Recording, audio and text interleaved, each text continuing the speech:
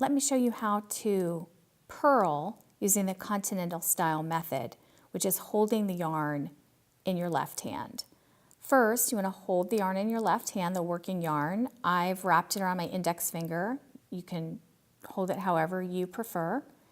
Then what you're going to do is, because we're purling, you're going to keep the yarn in front just as you would any other purl. You're going to take your right hand needle.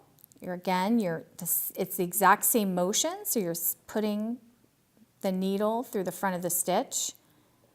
It's a more complicated motion in the beginning, especially the first stitch. You're wrapping the yarn behind and you're using the needle to pull that new loop through. So let me do that again.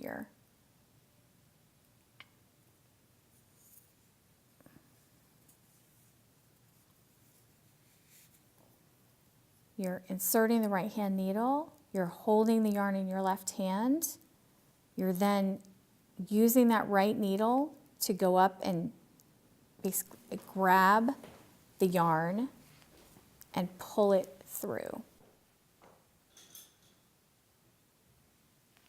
And that is how you purl in the Continental style.